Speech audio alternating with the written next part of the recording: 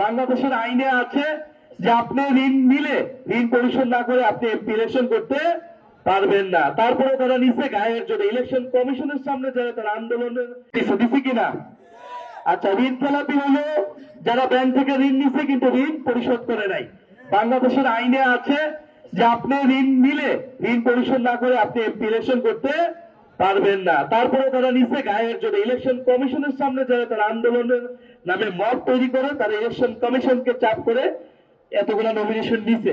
এখন এই লোকগুলা যারা ঋণ খেলাপি তারা তো অলরেডি দেশের টাকা নিচে এবং এটা ফেরত দেয় না, অর্থাৎ দেশের প্রতি একটা ওয়াদা, জনগণের প্রতি একটা ওয়াদা তারা অলরেডি ভঙ্গ করছে। ফলে আমরা মনে করি যে এই ধরনের লোকটা যদি সংসদে যায় তাহলে কি হবে, তারা আবার দেশের টাকা লুট করবে, আবার ঋণ করবে, আবার তারা টাকা পাচার করবে, যেটা আমরা বিগত আমলে দেখেছি। আবার অনেক প্রার্থী যাদের দ্বৈত বিদেশি নাগরিকত্ব রয়েছে তারা অন্য দেশে আরেক পদ দিয়ে এসেছে। ফলে এরকম লোকেরা দেশের আইন অনুযায়ী নির্বাচন করতে পারে না।